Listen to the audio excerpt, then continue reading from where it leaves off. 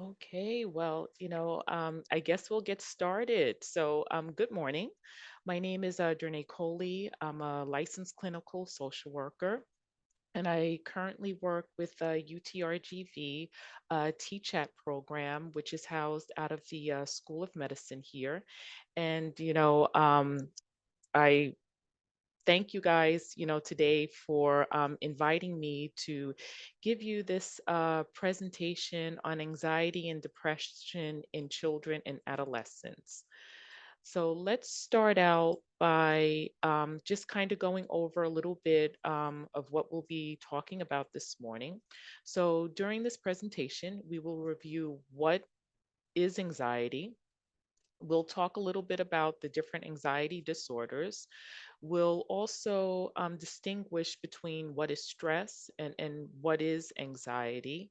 Then we'll look at depression and some causes of depression, what to watch out for, some of the risk factors, and then how to help. And at the end, if we have time, I have a video with regards to Elaine's story of someone talking about her anxiety and depression, what it was like for her, her parents, and how she was able to come out on the other side. So let's start out by, what is anxiety, right? Anxiety is the number one most common mental health condition in the world and affects over 40 million adults per year. Even before the pandemic, anxiety and depression were becoming more common among children and adolescents, increasing to about 27% and 24% respectively from 2016 to 2019. By 2020, 5.6 million kids, which equates to about 9.2%, had been diagnosed with anxiety problems, and 24 million, which is about 4%, had been diagnosed with depression. So, but how do you know whether it is an anxiety disorder or if your child or teen is just stressed out? There are signs you may see or can look for. And, let's start by looking at some of the different types of anxiety disorders. There are several different types of anxiety disorders, such as generalized anxiety disorder, social anxiety, separation anxiety, and panic disorder. And while they do have some similar symptoms, they are each different in their own way. So, for this discussion, I would like to first talk about what is anxiety and then discuss each anxiety disorder briefly. So, what is anxiety? Anxiety is our body's natural response to stress. It's a feeling of fear or apprehension about what's to come. The first day of school, going to a job interview, or giving a speech may cause most people to feel fearful and nervous. All teens and children experience some amount of anxiety at times, even adults. Anxiety is a normal reaction to stress, and sometimes it helps either our child, teen, or adults deal with tense or overwhelming situations. For many children and teens, things like public speaking, final exams, important competitions, or even going, you know, out on a date, with friends can cause feelings of apprehension and uneasiness. They may also experience an increase in heartbeat or excessive sweating, and that's how the brain responds to anxious feelings. For some children and teens, however, anxiety can go beyond these typical symptoms to negatively affect friendships and family relationships, participation in extracurricular activities, and even their schoolwork. When feelings of anxiety interfere with normal daily living, the presence of an anxiety disorder should be considered. Given that children and teens experience a wide variety of physical and emotional changes as they grow, an anxiety disorder can be difficult to spot.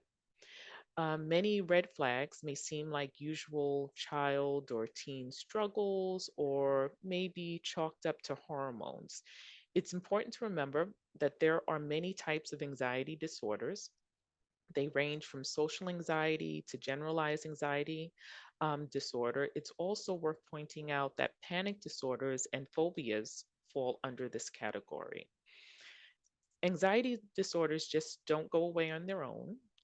Children and teens have to learn to deal with the underlying cause.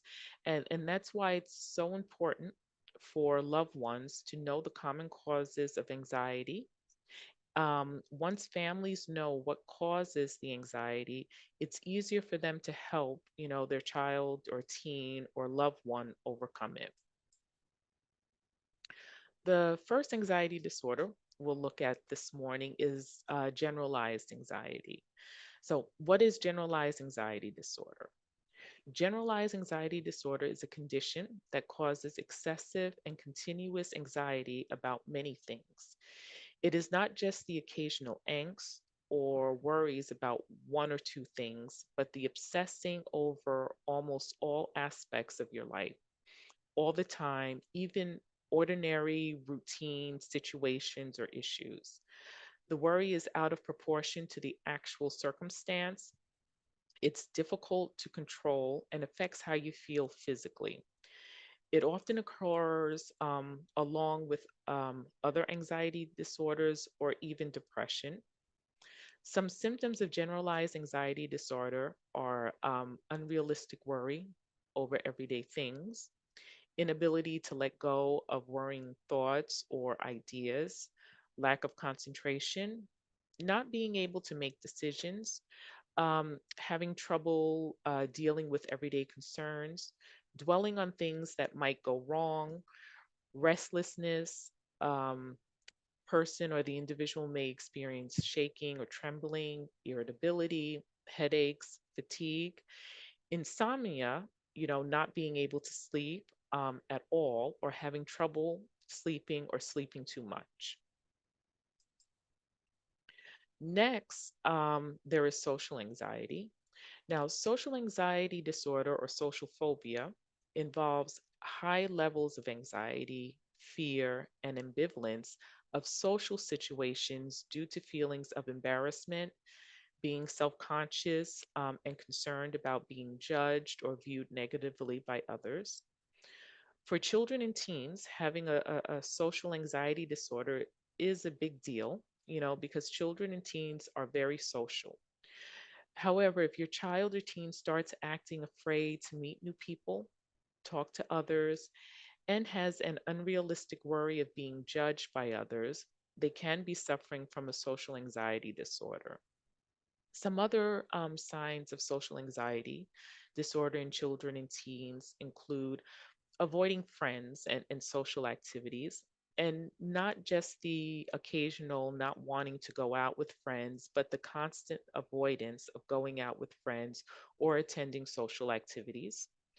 Feeling sick, often with no actual signs of illness, fear of being judged, refusing to go to school, being afraid to meet new people, having a difficult time or not being able to speak around others, um, nervousness, restlessness, and also irritability.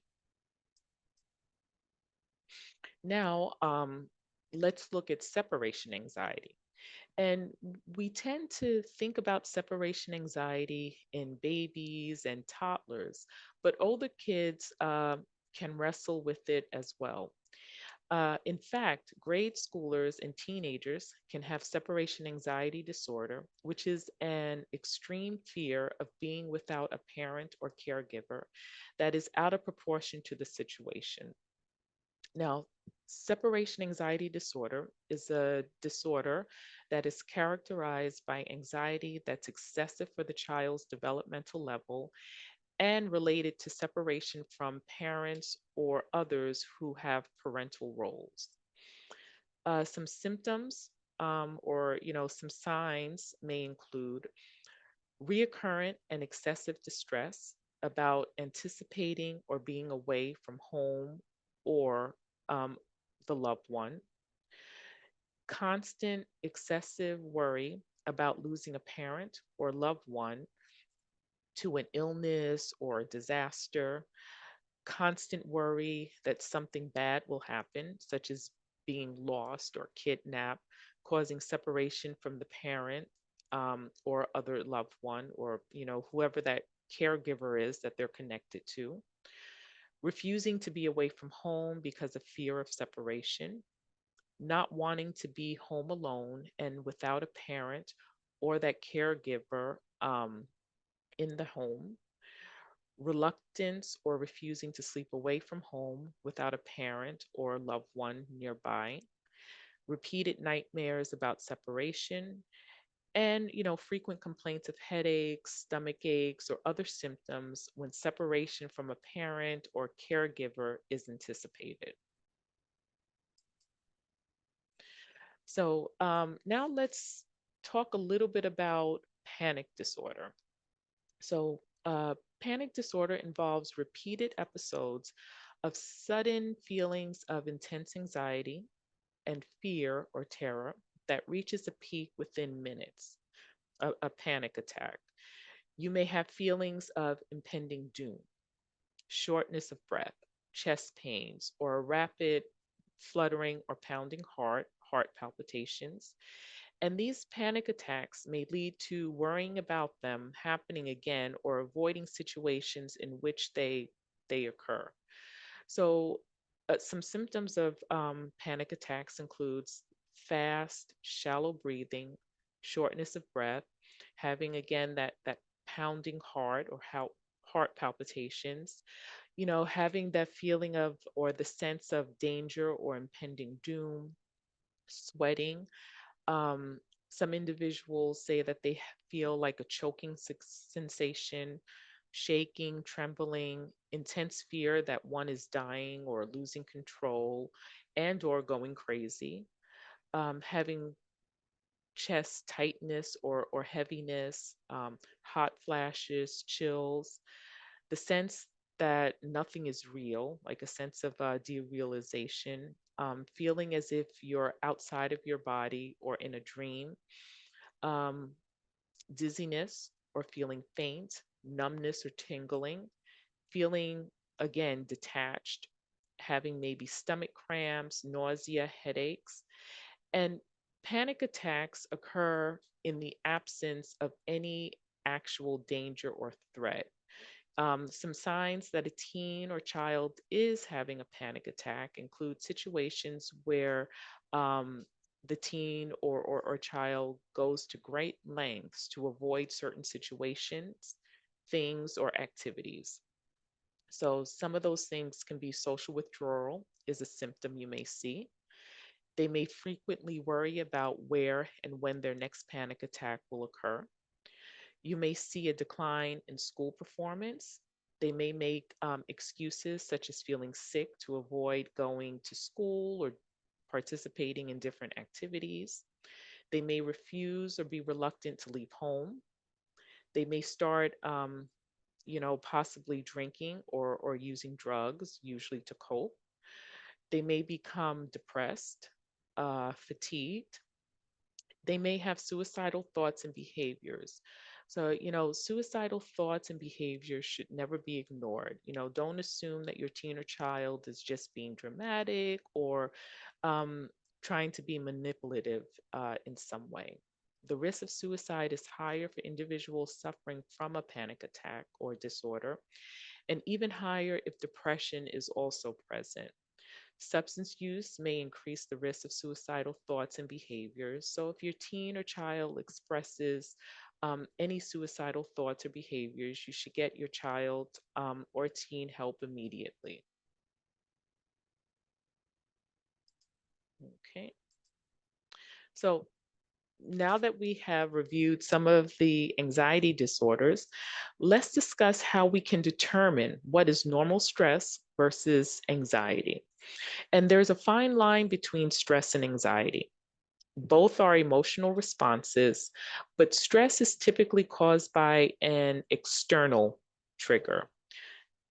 Stress generally is a response to an external cause, such as taking a big test, giving a presentation, or arguing with a friend or family member. Stress usually goes away once the situation is resolved.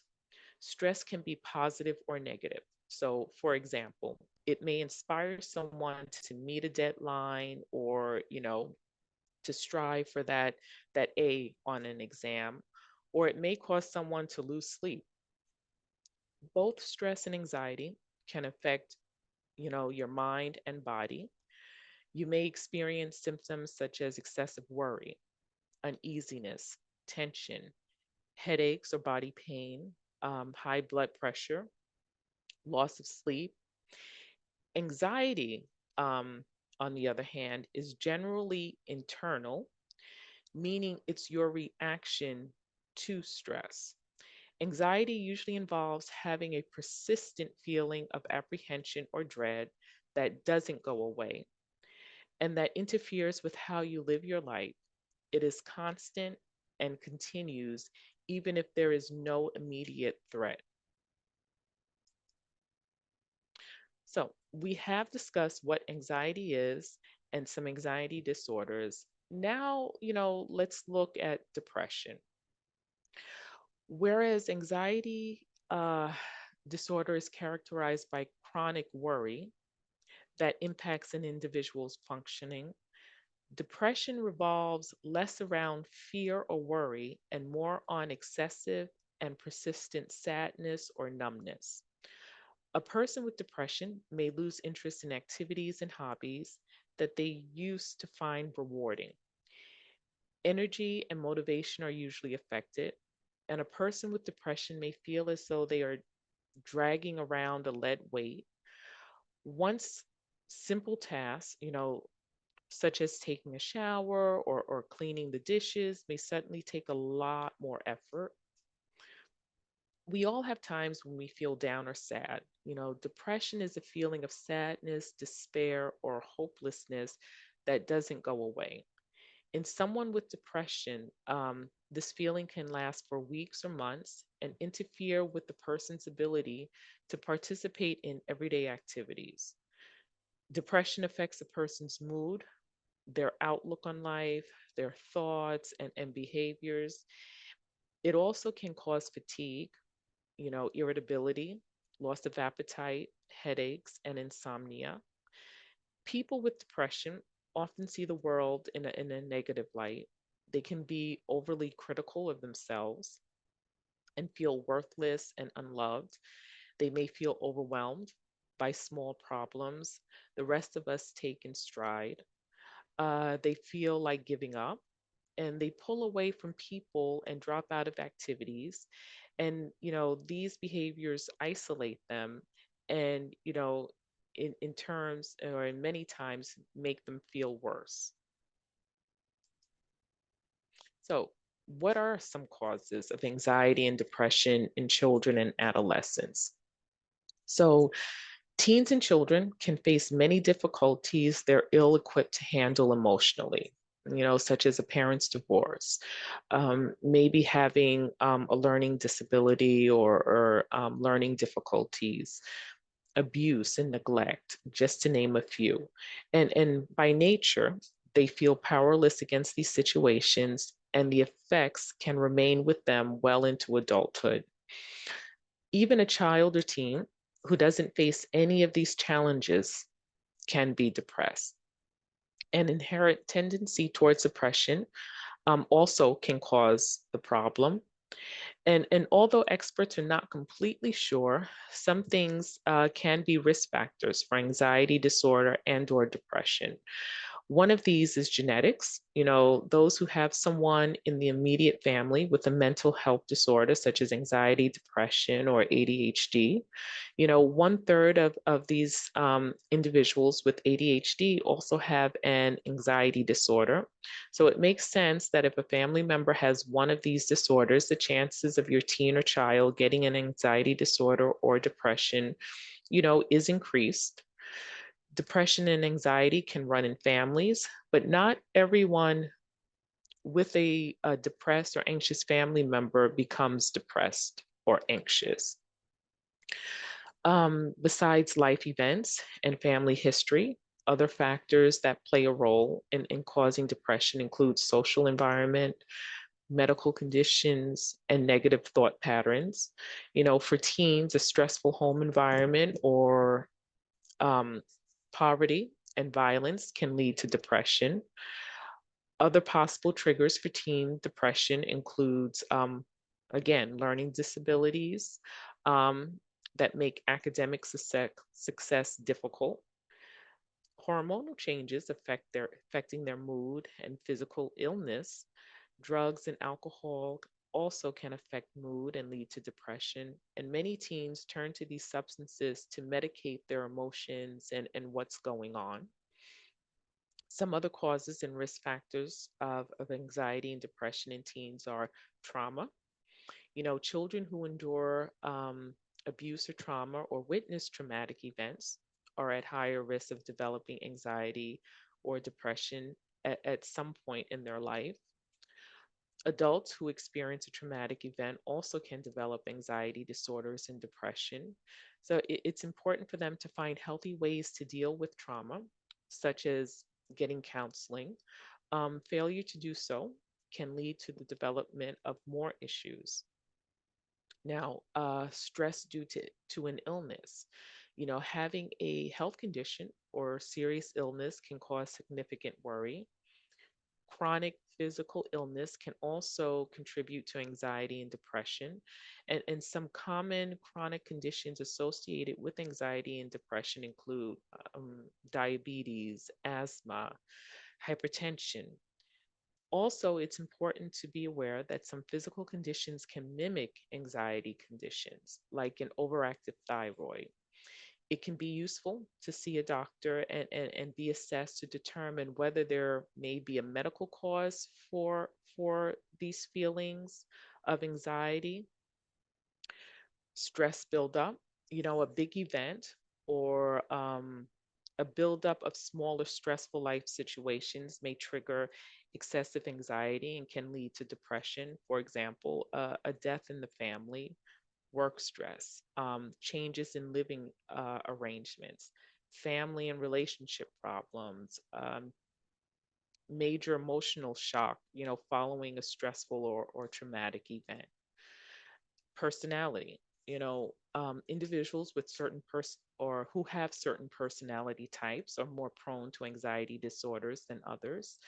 And some research suggests that people with certain personality traits are more likely to have anxiety. So, for example, children who are perfectionists, easily flustered, timid, inhibited, lack self esteem, or want to control everything, sometimes develop anxiety during childhood, adolescence, or as adults.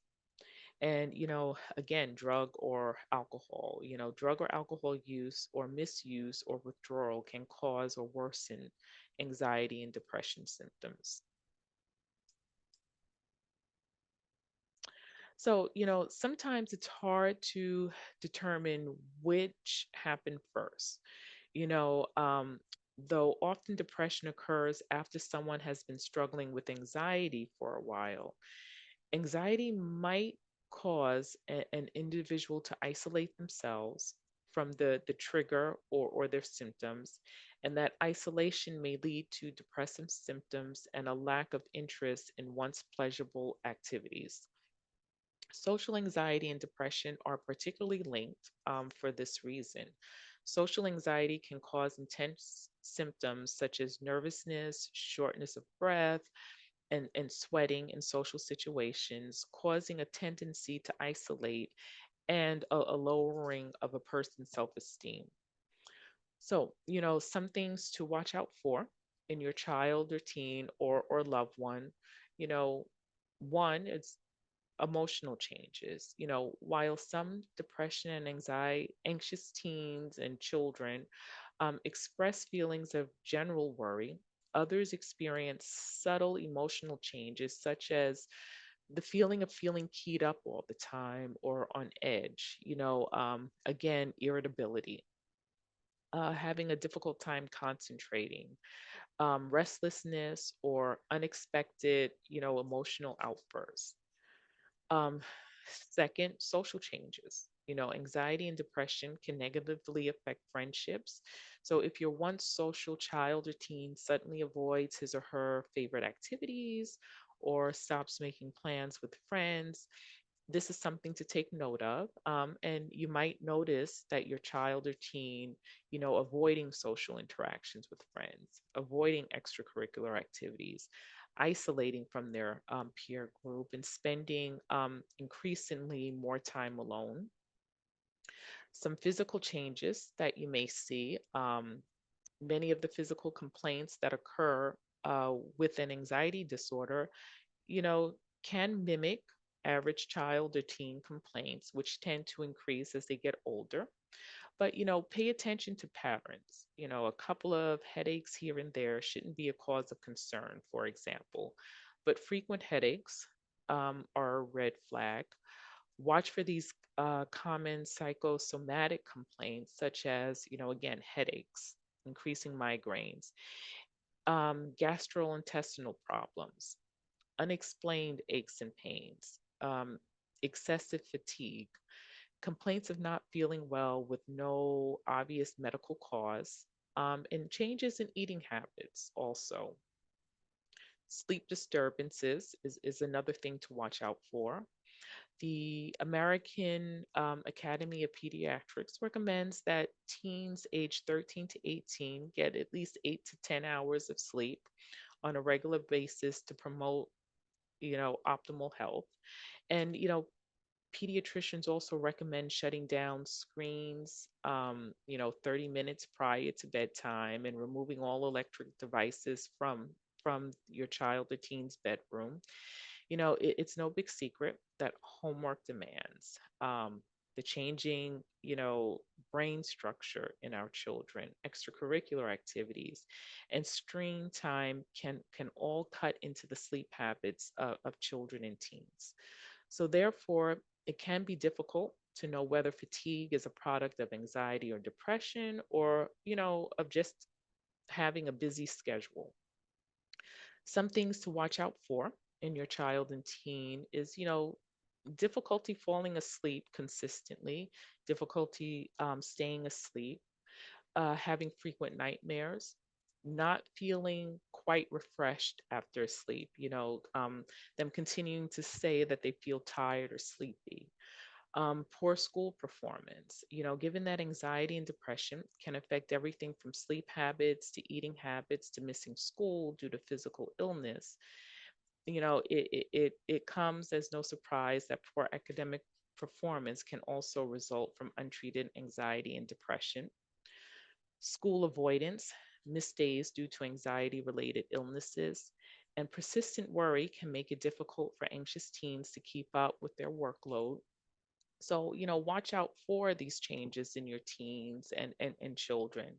Significant jump in grades, usually, downward, frequently missing assignments, describing, feeling overwhelmed by the workload, procrastinates on or has difficulty concentrating on homework assignments more than usual, and panic attacks. Now, not all anxious teens or children experience panic attacks, and some experience mild symptoms of panic without enduring a full blown attack. The following symptoms are common among people with anxiety disorders, and I'll just, review them again: that rapid heartbeat, the sweating and trembling, dizziness, having an upset stomach, difficulties, with breathing, chest pain, the feeling as if they're dying or going crazy, numbness or tingling in their, arms and legs and extremities. So, how can you go about helping your child or teen or loved one manage their symptoms? You know, uh, Managing anxiety is an important life skill which you can help, your child, teen, or loved one develop. One of the most important ways to help your child develop this skill is by talking with them, about their worries. By talking openly about anxiety, you send the message, to your loved one um, that they can come to you, and when they that they can come to you when they need to. And even if your loved one doesn't always want to talk, they know that you're there to support them. And here are some other key ways to help your loved one learn to manage everyday anxiety. Helping them face the anxiety. Acknowledge your loved one's fears. Don't dismiss or ignore it.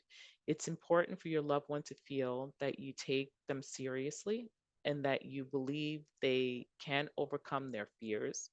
Your loved one also needs to know that you'll be there to support them. uh, Generally, or gently encourage your loved one or your child or teen to do the things they're anxious about. But don't push your child or teen or loved one to face the situation they don't want to face. Help them to set small goals for things that they feel a little anxious about. Encourage them to meet the goal, but don't step in too early or take control of the situation. For example, your child might be anxious about performing in front of others. So as a first step, you could suggest your child practice their lines in front of the family. Try not to make a fuss if your child avoids a situation because of anxiety.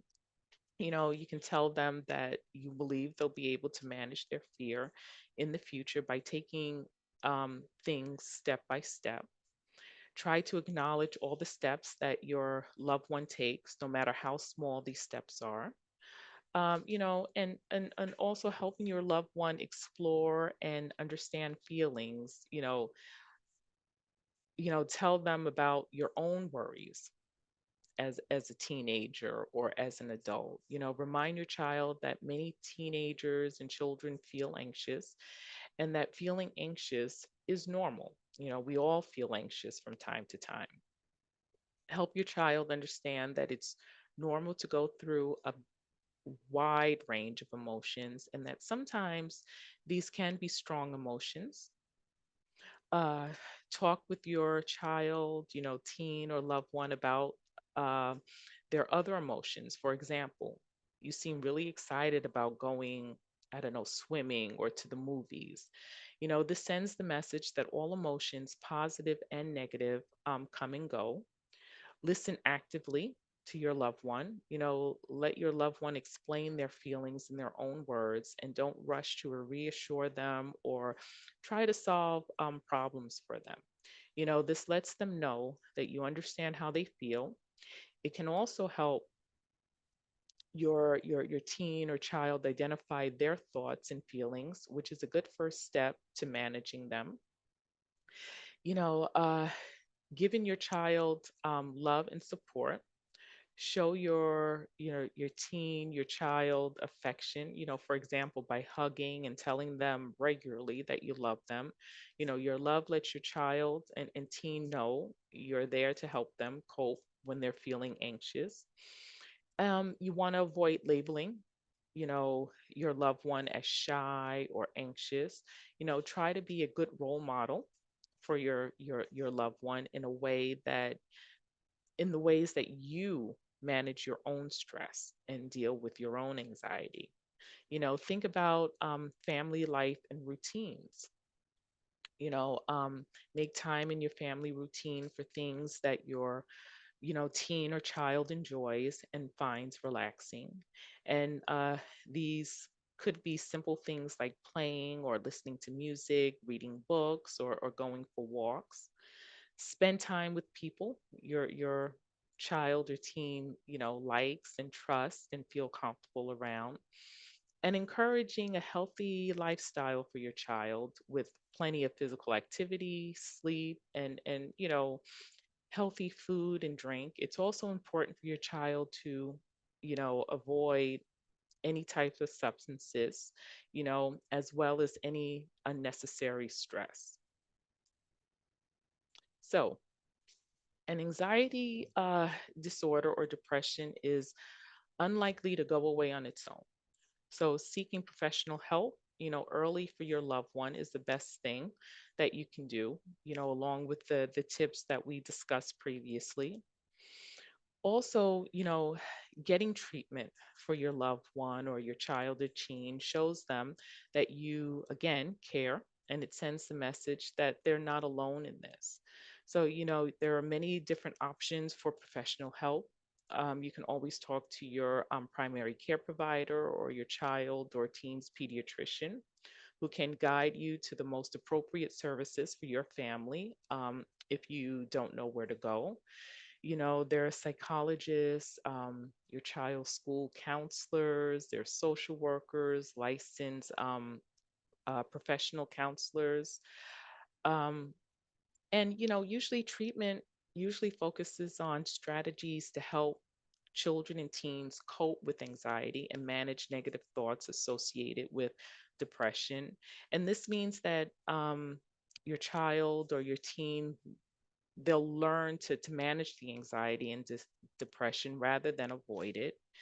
And, teenagers and children don't usually need medication, but, health professionals might prescribe it under certain circumstances. And depending on the severity of your child, teen's depression and its causes, a combination of either talk therapy and medication or both can help.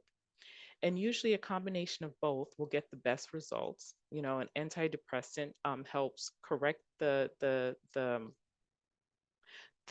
imbalance, within the brain that may be going on, so that the child begins to feel better, but the negative thought patterns that led to the depression or anxiety may still remain.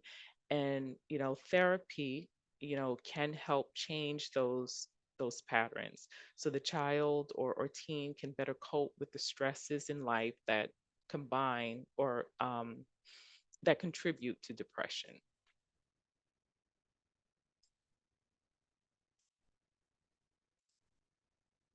So before we end for today, I would like to show you this video, and it's about Eleanor and what it was like for Eleanor struggling with anxiety and depression. This video also gives you some insight on what it was like for her parents and how they reacted and how she was able to eventually cope and get help. Also, there is a section where teens talk about what anxiety and depression feels like for them. And hopefully this video will give you a chance to get an idea of what a teen with anxiety and depression experience and how they see their situation and some tips on how to manage the symptoms. So I am going to play the video.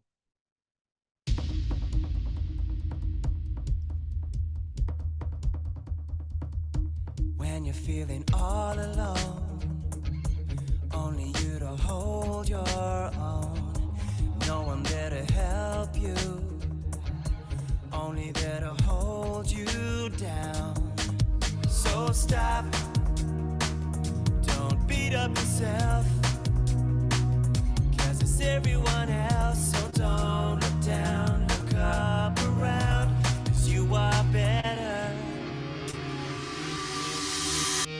I can see that when the fire gets started, it takes a lot of tears to wash away. When they come and make you feel downhearted, don't hide away.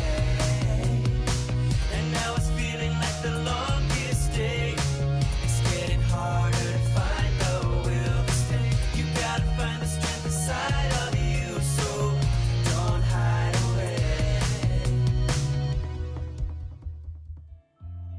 Anxiety is difficult to understand and to explain because everyone experiences it differently. It is much more than just worrying. It's the body's fight or flight reaction in overdrive. Have you ever leaned just a little too far back in your chair and caught yourself before falling over? For that split second, you feel a white-hot sense of urgency and panic. Anxiety can feel like that, but lasts for minutes or even hours and comes on with no warning. Often people with anxiety will avoid situations that might be even the slightest bit overwhelming, like going to class or buying groceries. Avoidance can lead to falling behind, feeling disconnected from the world, and ultimately depression. This is Eleanor's battle with anxiety. I dealt with a lot of bullying. Throughout elementary school, I was a big target for bullies. Why are you such a lame? When I got into high school, things just went downhill from there. I started experiencing severe depression and anxiety.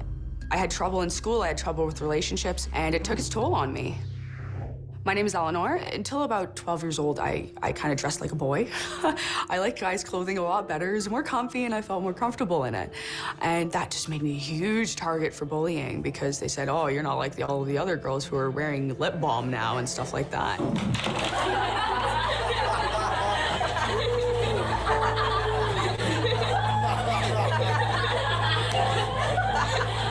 It was brutal because I would spend lunches sitting alone at the corner of the school just by myself doing nothing, and I felt this is just so terrible. I have nobody here. I made a few friends, and I brought them all together into one group. They turned around and told me, sorry, but we don't think you fit in with our group anymore, and we don't want you to hang out with us anymore. And that was heartbreaking for me. All those times that I was rejected as a kid have stuck with me throughout my adulthood. Those are the things that stick with you. As a child, you may be able to brush things off and pretend like everything's okay, but these things carry into your adolescence. Then they get worse in adolescence usually because hormones and all that. I had all these insecurities going into high school. I was feeling worthless, I was feeling hopeless, I was feeling tired. My grades slipped. They started going down. I lost interest in school. I lost interest in people. I lost interest in all the sports I was doing, all that. I just couldn't do them anymore because I couldn't get out of bed. How are you feeling? Whenever my parents would ask me what was wrong, I would say, oh, I'm just tired. The problem with depression and anxiety is that they perpetuate each other. When I'm depressed, I become anxious if I have to do anything. How's school? How was your test? What'd you get? You don't remember. Did you just write it yesterday? Eleanor, what is going on with you? You don't talk to us anymore. You don't tell us what you got in class. Anxiety is more than just feeling stressed or feeling nervous about something. It's literally a physical reaction. I can't move when I'm having an anxiety attack. I can't move, I can't speak. The last time I had an anxiety attack, I was with one of my best friends. I had to be quiet. I had to have my space. I couldn't have him touch me. I couldn't have him come near me. Sometimes I will rock, I will shake, I will scream, I will yell during an anxiety attack because it is so brutal. It's this constant worrying inside of my head. It goes and goes, making me feel like I'm gonna explode on the inside. It's this intense fear that typically is irrational. To me, there's no cause for my fear. Sadness goes with depression, fear goes with anxiety. What people don't realize about anxiety, I find, is that they think, oh, it's just, oh, I can't go into the room because I'm nervous about talking to people. It's literally like, I will cry, I will hit people, I will do anything not to go into that room because this fear is so crippling that I will do anything not to do the thing that I'm supposed to do right now. It's excruciating, it really is. One time when I had a bout of anxiety, it lasted for a week. It was so brutal, but the thing was, it wasn't even in my head, it was in my body. This state of constant anxiety. You feel it, this knot in your chest. You can't breathe properly. You feel sick to your stomach. And that's how it was for about a week. And I couldn't get out of it. It was terrible. I had to take certain medications to get me through it because I was crying, I was bawling because I felt so uncomfortable. But I come to terms with the fact that they can happen without me understanding why. And the reason I'm able to come to terms with that is because I have positive coping tools now. I do things such as, I'll take deep breaths. I had a fight with my parents the other day, and it just triggered everything. I've gotten calls from your science teacher, your math teacher, your English teacher. All your grades are going downhill. Now, what are you doing? I've told you time and time again, you need to get this fixed, okay? Because I'm not... I need to go. I can't do this right now. I'm sorry. But what I did was I took myself away from everything. I sat in my room, I took some deep breaths.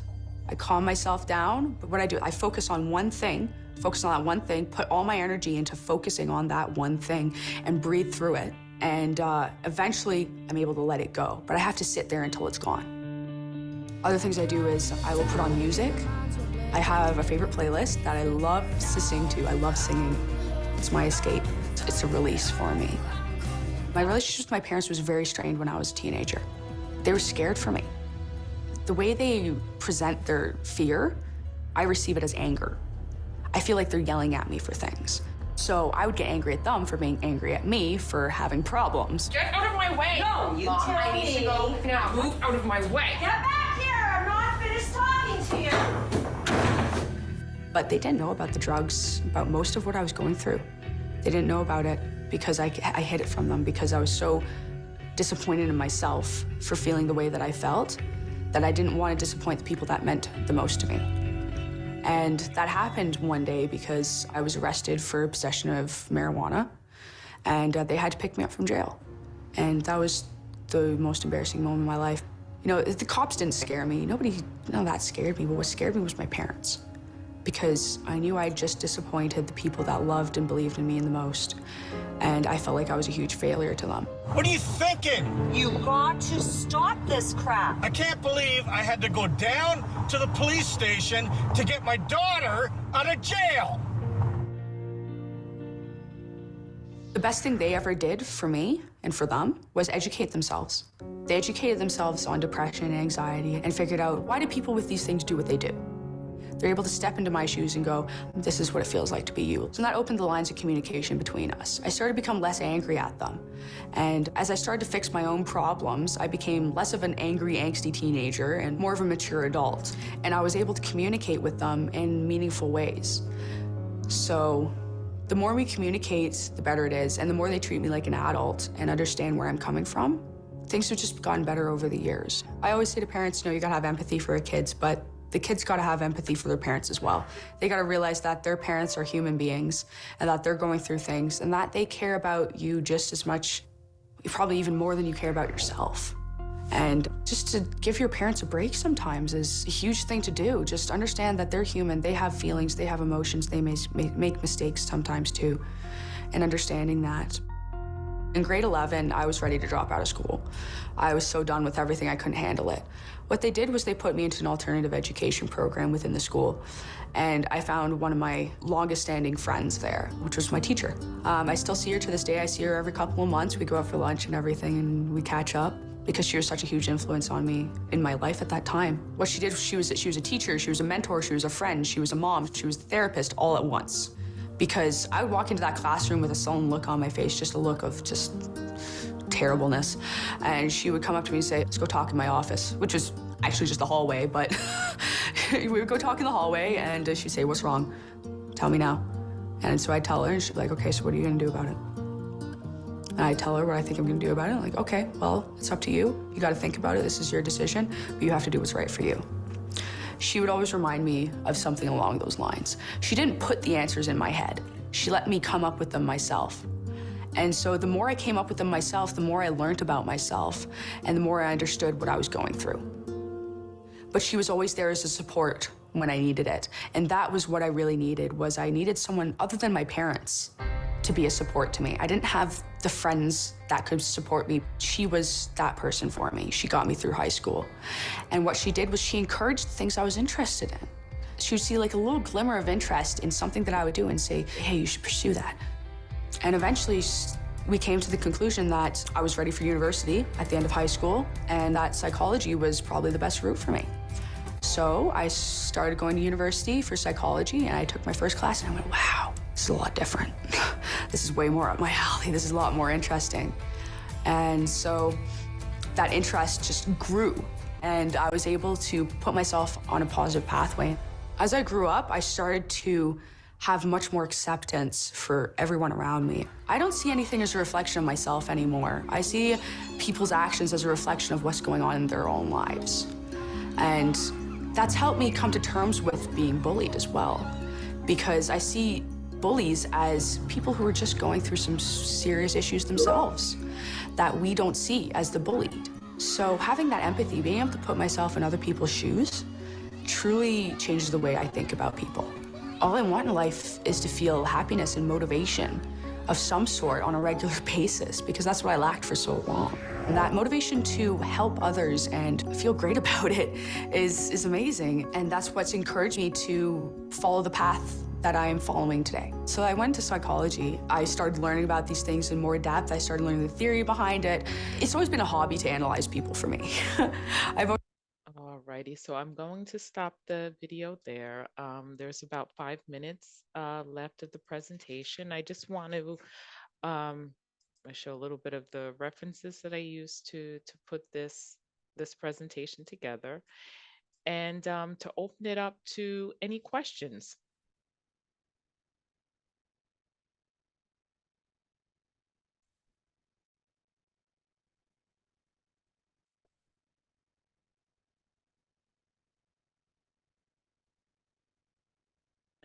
Does anybody have any questions?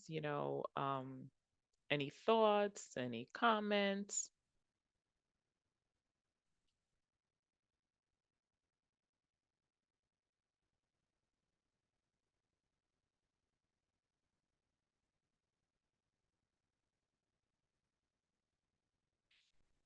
Okay, well, if there's not any questions,